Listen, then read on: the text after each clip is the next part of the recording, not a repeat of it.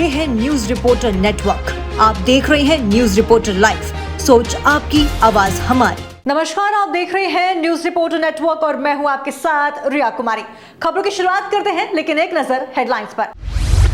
रुड़की में 4 लोगों की मौत के बाद जागी पुलिस, एक घर और गोदाम में मारा छापा, बड़ी संख्या में पटाखे बरामद।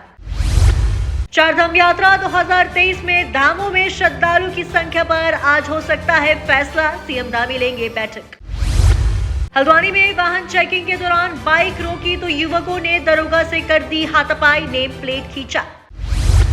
हरिद्वार में तत्कालीन थाना और चौकी प्रभारी समेत 10 के खिलाफ मुकदमा, महिला से मारपीट का आरोप। अब खबर विस्तार से। उत्तराखंड प्रदेश में इन दिनों पेपर भर्ती लीक घोटाले घपलों के मामले चरम पर है, जिसको लेकर बेरोजगार युवा सड़कों पर आंदोलन कर रहा है। आपको बता दें कि इस आंदोलन में कांग्रेस पार्टी ने अभी खोई हुई जमीन तलाशने का पूरा प्रयास किया है। इस आंदोलन के माध्यम से कांग्रेस ने बीजेपी सरकार पर सड़कों पर उतरकर हल्ला किया, तो वहीं कांग्रेस द्वारा किए गए इस हल्ले के बाद घपले घोटालों को लेकर बीजेपी के कदावर नेता कैबिनेट मंत्री गणेश जोशी का बयान सामने आया है। गणेश जोशी ने कहा कि जब जब कांग्रेस पार्टी सत्ता में आई तब तब प्रदेश के अंदर दलाल और दलाली हावी रहे हैं। मुख्यमंत्री जी को अपने मंत्रियों की जबान पे काबू करना चाहिए। पहले घोड़े वाले मामले में ये पॉपुलर हुए, उसके बाद इंदिरा जी और राजीव जी की शहादत पे इन्होंने अनाप शनाप अनर्गल बयानबाजी की, और आज कांग्रेस पे जिसने आधुनिक भारत का निर्माण किया, नवरत्न कंपनियों को इस्टेब्लिश किया, जिसने IIMs, AIIMS, engineering college, medical college, hotel management के इंस्टीट्यूट्स और बड़े बड़े संस्थानों का गठन किया, उस कांग्रेस के बारे में इस तरीके के अपशब्द वही कह सकता है जिसकी मानसिकता जैसी हो। मुझे कभी कभी गणेश जोशी जी पे दया भी आती है, मुझे लगता है उनका एक्सपोजर इतना ही है और इसलिए उनसे यही उम्मीद की जा सकती थी जो उन्होंने किया है। हरिद्वार के भाजपा सांसद रमेश पोखरियाल निशंक आज सोमवार को कार्यकर्ताओं की मीटिंग में हरिपुर पहुंचे और उन्होंने पार्टी कार्यकर्ताओं से उनकी समस्याएं सुनी और आगामी 2024 के लोकसभा चुनाव की तैयारी के लिए जुट जाने का आह्वान किया।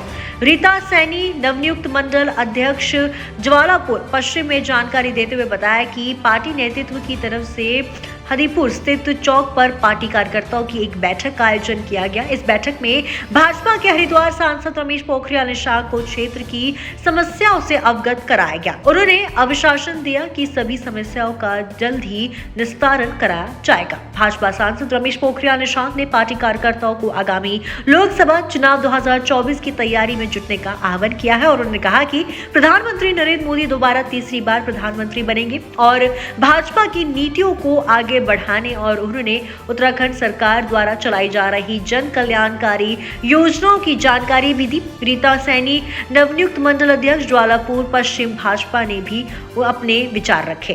पार्टी विधानसभा ज्वालापुर की कार्य समिति थी, इसमें हमारे नवनिर्वाचित मंडल कार्य समिति और जो हमारे शक्ति केंद्र संयोजक और विशेष आमंत्रित सदस्यों की बैठक थी। इसमें अपेक्षित व्यक्ति थे, ना कि अन्य कोई व्यक्ति थे। राजनीतिक जो बैठक थी आज प्रथम बैठक हुई है। क्या उद्देश्य है कि भारत सरकार, राज्य सरकार की जो जन कल्याणकारी योजना है, उन कल्याणकारी योजनाओं को जन जन तक पहुंचाने का काम हमारे स्तंभ के रूप में जो हमारे पदाधिकारी बने हैं वो करेंगे और घर घर तक ये योजनाएं भिजवाएंगे। मैं आपको स्पष्ट कर दूं, मैं प्रथम बार महामंत्री बना हूँ, ना कि रुड़की में मेन बाजार स्थित एक पटाखे के गोदाम में भयंकर आग लग गई है और आग लगने के कारण मौके पर अफरा तफरी मच गई। वहीं आग लगने में 4 लोगों की मौत भी हो गई है। रुड़की मेन बाजार स्थित पंचायती धर्मशाला के समीप आलोक का पटाखों का गोदाम था।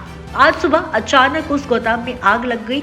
आग लगने के धमाकों के बाद लोग घटनास्थल की ओर दौड़े और मामले की जानकारी फायर ब्रिगेड को दी। इसके साथ ही लोगों की भारी भीड़ जमा हो गई। वहीं आग पर 2 घंटे की कड़ी मशक्कत के बाद काबू पाया गया और 4 लोगों की इस घटना में झुलसने से मौत हो गई। आग में अंदर फंसे लोगों को बाहर निकाला गया, जिसमें बताया जा रहा है कि 4 लोगों की मौत हो चुकी है। जी सर, मैं यहाँ पे बिजली का बिल जमा करने के लिए जा रहा था, तो जैसे यहाँ से घूम लिया मैंने, घूम लेते ही धमाका बोला बहुत ज़बरदस्त। कुछ आदमी थे, उनको चोट भी आई है, वो उधर उधर हो गए। तो हल्ला, जैसे ये मकान है ना, वाइब्रेशन पूरी हुई है, वाइब्रेशन। तो मैं इधर भागा, 3 के जो बड़े भाई साहब थे ये उधर से रुक के तारते आए, तो इनके भाई साहब ने बोला अंदर से न कहा इधर छोटा वो है द्वाल, तो द्वाल मैंने तोड़ी खुद ही अपने हाथ से। द्वाल तोड़ने के बाद देखा अंदर पटाखे बहुत बोल रहे, धमाका भयंकर आवाज, बहुत भयंकर थी। बल्कि मेरे यहाँ पे भी चोट आई है और ये हाथ में भी चोट है। कितने लोग अंदर तकरीबन फंसे हुए थे? 5 सर फिर फायर ब्रिगेड वाला ने ऊपर से पानी लगाया, बाल्टी से मैं भी डाला, तो मुझे एक दिखी शुरू में बॉडी, उस बॉडी को मैं निकाल लाया, उसके अंदर चल रहा था सांस, अभी सांस आ रहा था। तो सो देखी दूसरी बॉडी, फिर दूसरी देखी, फिर 3 बॉडी और देखी, टोटल 5 बॉडी थी अंदर। कुछ लोगों के मरने की सूचना भी है जी, 3 तो एक्सपायर हो गया था जब वहाँ पे। क्या मानते हैं रिहायशी इलाके में इतना बड़ा गोदाम चल रहा था कि कितना बड़ा?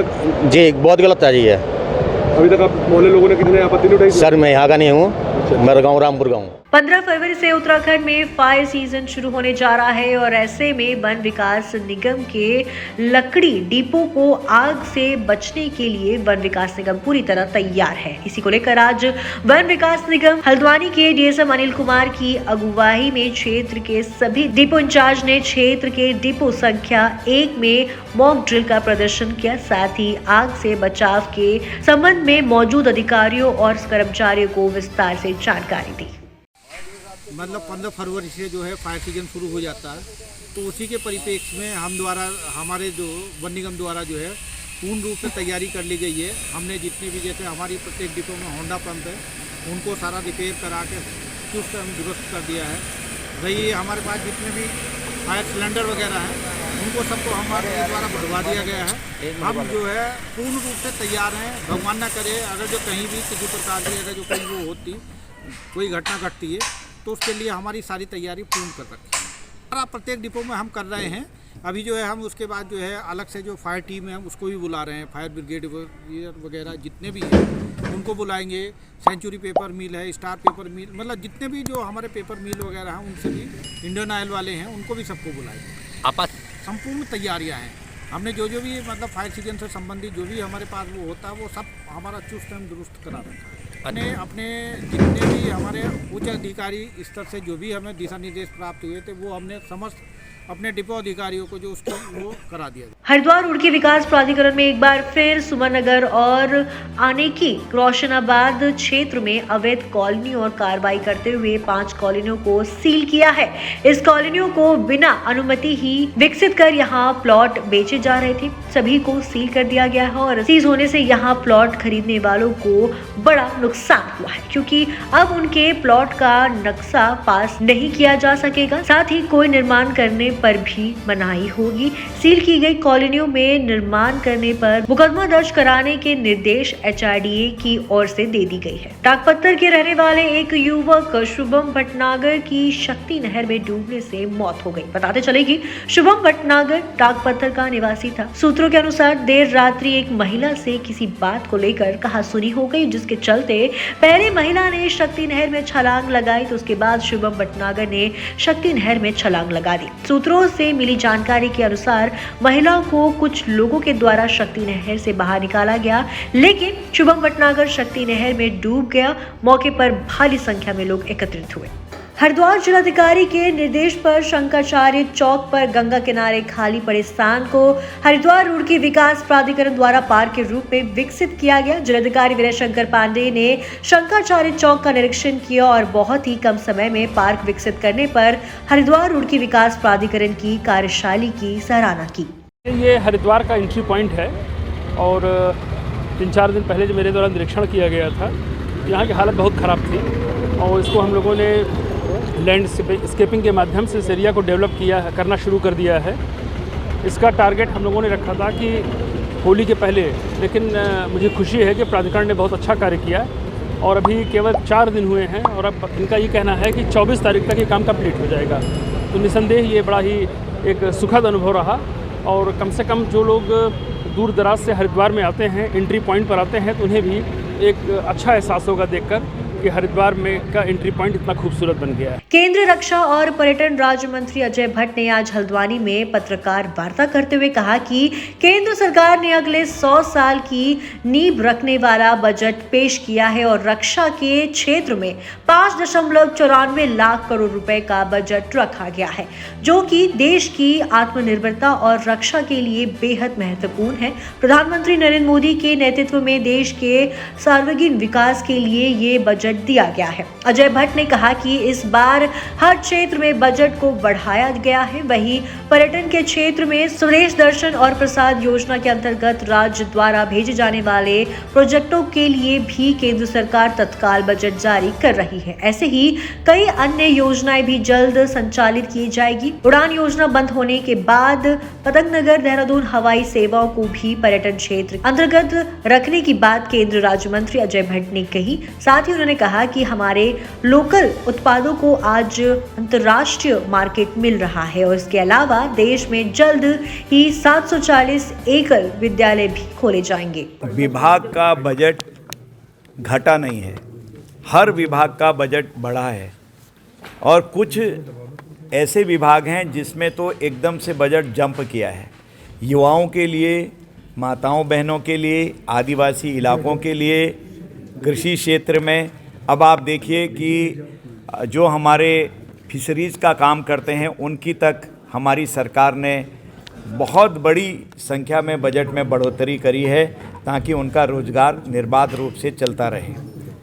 तो कोई भी क्षेत्र उठा के देख लें, कोई भी विभाग उठा के देख लें, अब रक्षा के क्षेत्र में ही ऐतिहासिक बजट में बढ़ोतरी हुई है और कृषि के क्षेत्र में, शिक्षा के क्षेत्र में और फिशरीज के क्षेत्र में कहीं पर भी नहीं।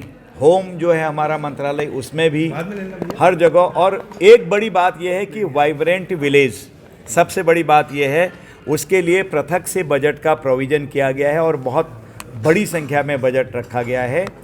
अब सरकार ने साफ साफ कहा है कि हमारे बॉर्डर इलाके के जो गांव हैं वहाँ का पलायन रुके, वहाँ की जनसंख्या बढ़े, वहाँ का इंफ्रास्ट्रक्चर खड़ा हो, वहाँ बिजली, पानी, सड़क, शिक्षा, चिकित्सा, किसी चीज़ की कमी न रहे। तो ये एक ऐतिहासिक काम किया है कि वाइब्रेंट विलेज का जो प्रोविज़न हुआ है उसके लिए बजट निर्धारण हुआ है।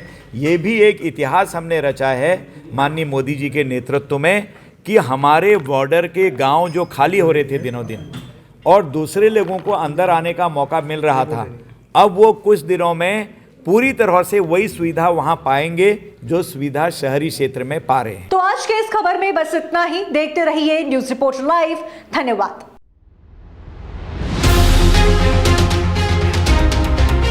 ये है न्यूज रिपोर्टर नेटवर्क। आप देख रहे हैं न्यूज रिपोर्टर लाइव। सोच आपकी, आवाज हमारी।